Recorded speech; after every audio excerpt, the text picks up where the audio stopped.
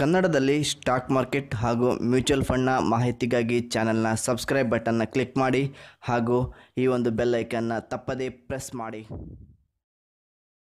ನಮಸ್ಕಾರ ವೀಕ್ಷಕರೇ, ಭಾಳ ದಿನ ಆದಮೇಲೆ ನಾನು ವಿಡಿಯೋ ಮಾಡ್ತಾಯಿದ್ದೀನಿ. ಸ್ವಲ್ಪ ನನ್ನ ಪರ್ಸ್ನಲ್ ವರ್ಕಲ್ಲಿ ಬ್ಯುಸಿಯಾಗಿದ್ದೆ, ದಯವಿಟ್ಟು ಕ್ಷಮೆ ಇರಲಿ.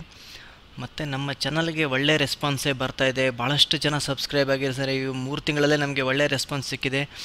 ಮತ್ತು ನಮ್ಮ ಅಂಡರಲ್ಲೂ ಕೂಡ ಭಾಳಷ್ಟು ಜನ ಮ್ಯೂಚುವಲ್ ಫಂಡ್ ಅಕೌಂಟ್ ಎಲ್ಲ ಓಪನ್ ಮಾಡಿದ್ದಾರೆ. ಅದು ನಮಗೆ ಒಂದು ಒಳ್ಳೆಯ ಉತ್ತಮ ಬೆಳವಣಿಗೆ. ಇವತ್ತಿನ ಒಂದು ವಿಡಿಯೋದಲ್ಲಿ ನಾನು ನಿಮಗೆ ಈ ಒಂದು ಚುನಾವಣೆ ಮತ್ತು ಸ್ಟಾಕ್ ಮಾರ್ಕೆಟ್ ಯಾವ ಥರ ಪ್ರಭಾವ ಬೀರುತ್ತೆ, ಒಂದರನ್ನೊಂದು ಅವಲಂಬನೆಯಾಗಿದೆ ಅನ್ನೋದ್ರ ಬಗ್ಗೆ ಮಾಹಿತಿಯನ್ನು ತಿಳಿಸ್ಕೊಡ್ತೀನಿ.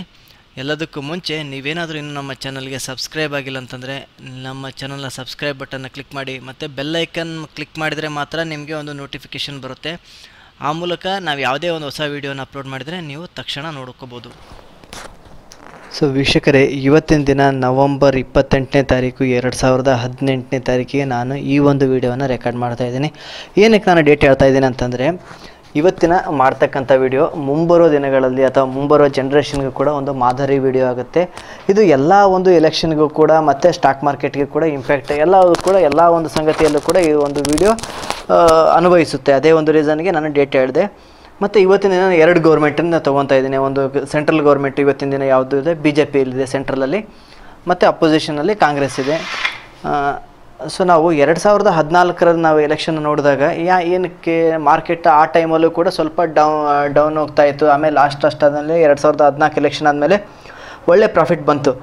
ಏನಕ್ಕಪ್ಪ ಅಂತಂದರೆ 2014ರಲ್ಲಿ UPA ಗೌರ್ಮೆಂಟ್ ಯಾರಿಗೂ ಕೂಡ ಬೇಡವಾಗಿತ್ತು. ಆ ಒಂದು ಟೈಮಲ್ಲಿ ಮಾರ್ಕೆಟ್ ಕೂಡ ಒಂದು ಚೇಂಜಸ್ನ ಬಯಸ್ತಾ ಇತ್ತು, ಡೆವಲಪ್ಮೆಂಟ್ನ ಬಯಸ್ತಾ ಇತ್ತು. ಸ್ವಲ್ಪ ಎಕ್ಸ್ಪೆಕ್ಟೇಷನ್ ಜಾಸ್ತಿ ಇತ್ತು ಮೋದಿ ಗೌರ್ಮೆಂಟ್ ಮೇಲೆ. ಸೊ ಯಾವಾಗ ಮೋದಿ ಗೌರ್ಮೆಂಟ್ ಬಂತು, ಅದಾದಮೇಲೆ ಮಾರ್ಕೆಟ್ ತುಂಬಾ ಪ್ರಾಫಿಟ್ ಬಂತು. ನೀವು ನೋಡ್ಬೋದು 2014ರಲ್ಲಿ ಯಾರಾದರೂ ಇನ್ವೆಸ್ಟ್ ಮಾಡಿದರೆ 15, 16, 17 ಅವರು ಒಳ್ಳೆ ಪ್ರಾಫಿಟನ್ನೇ ತೊಗೊಂಡ್ಬಿಟ್ಟಿದ್ದಾರೆ.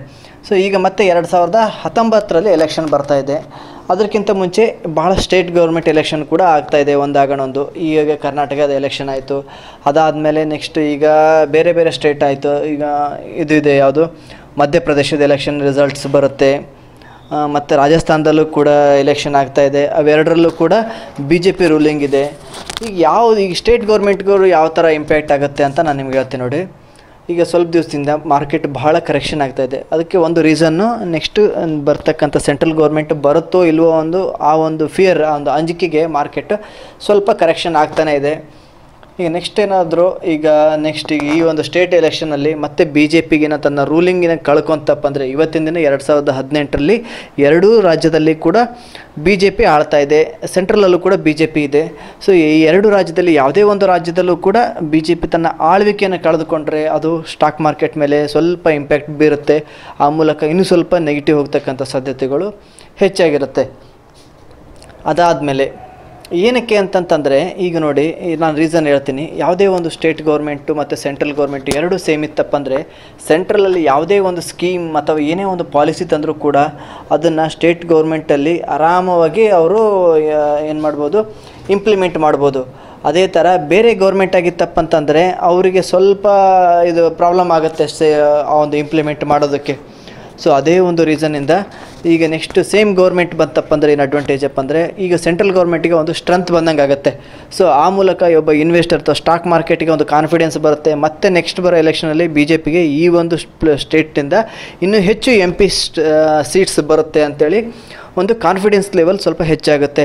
ಸೊ ಇದೇ ಒಂದು ರೀಸನ್ಗೆ 2 ಥರ ಇರುತ್ತೆ. ಈಗ ಸೇಮ್ ಗೌರ್ಮೆಂಟ್ ಬಂದರೆ ಮತ್ತೆ ಸ್ವಲ್ಪ ಮಾರ್ಕೆಟು ಬೂಮ್ ಆಗ್ತಕ್ಕಂಥ ಸಾಧ್ಯತೆಗಳು ಹೆಚ್ಚಿರುತ್ತೆ. ಅದೇ ಥರ ಮತ್ತು ನೆಕ್ಸ್ಟ್ ಏಪ್ರಿಲಲ್ಲಿ ಸೆಂಟ್ರಲ್ ಎಲೆಕ್ಷನ್ ನಡೆಯುತ್ತೆ, ಅಂದರೆ MP ಎಲೆಕ್ಷನ್ ನಡೆಯುತ್ತೆ.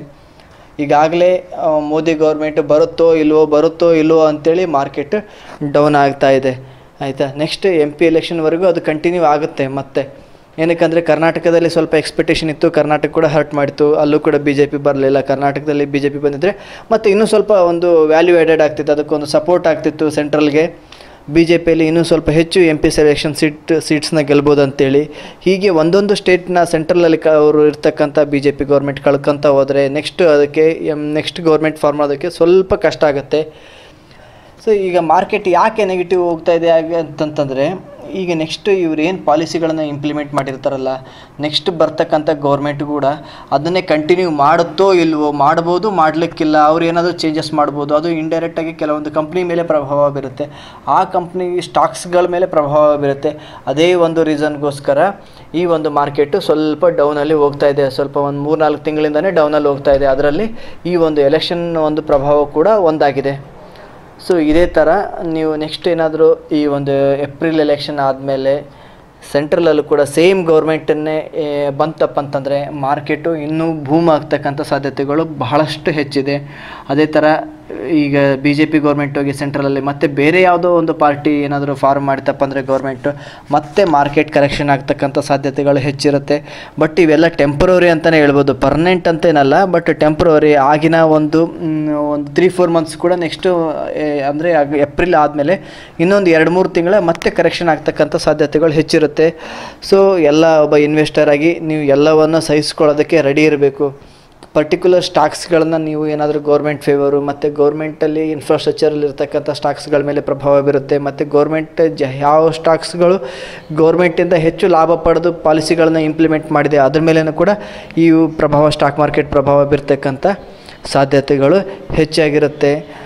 ಸೊ ಇದನ್ನು ನೀವು ಒಂದು ಅಡ್ವಾಂಟೇಜ್ ಅಂತ ತೊಗೊಂಡ್ರೆ ಈ ಒಂದು ಕರೆಕ್ಷನ್ನ, ಇದೇನು ಪರ್ಮನೆಂಟ್ ಅಲ್ಲ ಬಟ್ ಟೆಂಪ್ರವರಿ, ಇದನ್ನು ನೀವು ಅಡ್ವಾಂಟೇಜ್ ಅಂತ ತೊಗೊಂಡು ನಿಮಗೆ ಒಳ್ಳೊಳ್ಳೆ ಸ್ಟಾಕ್ಸ್ ಮೇಲೆ ಇತ್ತಂದರೆ ಒಳ್ಳೊಳ್ಳೆ ಸ್ಟಾಕ್ಸಲ್ಲಿ ನೀವು ಆಕ್ಯುಪೈ ಮಾಡ್ಕೊತ ಕೊಡ್ಬೋದು ಒಂದು 3-4-6 ಮಂತ್ಸ್ವರೆಗೂ.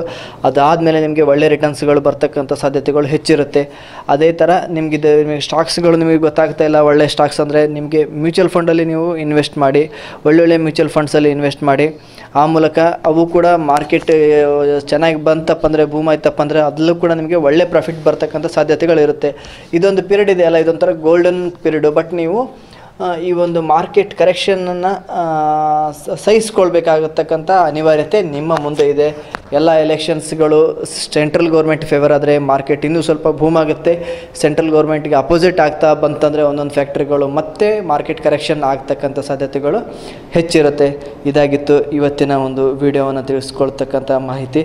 ಇದು ಪ್ರತಿ ವರ್ಷ ಅಥವಾ ಪ್ರತಿ ಯಾವುದೇ ಒಂದು 4-5 ವರ್ಷಕ್ಕೊಮ್ಮೆ ಎಲೆಕ್ಷನ್ ನಡೆದರೂ ಕೂಡ ಇದೇ ಥರನೇ ಆಗುತ್ತೆ. ಮಾರ್ಕೆಟ್ ಯಾವಾಗಲೂ ಸೇಮ್ ಗೌರ್ಮೆಂಟನ್ನು ಎಕ್ಸ್ಪೆಕ್ಟ್ ಮಾಡ್ತಾ ಇದೆ, ಇವತ್ತಿನ ದಿನದಲ್ಲಿ ಸೇಮ್ ಗೌರ್ಮೆಂಟನ್ನು ಎಕ್ಸ್ಪೆಕ್ಟ್ ಮಾಡ್ತಾ ಇದೆ. ಅದೇ ಒಂದು ರೀಸನ್ಗೆ ಮಾರ್ಕೆಟ್ ಸ್ವಲ್ಪ ಕರೆಕ್ಷನ್ ಆಗ್ತಾ ಇದೆ. So thank you for watching. ನನ್ನ ಒಂದು ವಿಡಿಯೋದಕ್ಕೆ ನೋಡಿದ್ದಕ್ಕೆ ಧನ್ಯವಾದಗಳು. ನನ್ನ ಒಂದು ಇನ್ಫಾರ್ಮೇಷನ್ ನಿಮಗೆ ಇಷ್ಟ ಆಗಿತ್ತಪ್ಪ ಅಂದರೆ ದಯವಿಟ್ಟು ಲೈಕ್ ಬಟನ್ನ ಕ್ಲಿಕ್ ಮಾಡಿ, ಮತ್ತು ಬೇರೆಯವ್ರಿಗೂ ಕೂಡ ಶೇರ್ ಮಾಡಿ, ಮತ್ತು ಸಬ್ಸ್ಕ್ರೈಬ್ ಆಗೋದನ್ನು ಮರಿಬೇಡಿ. ಧನ್ಯವಾದಗಳು.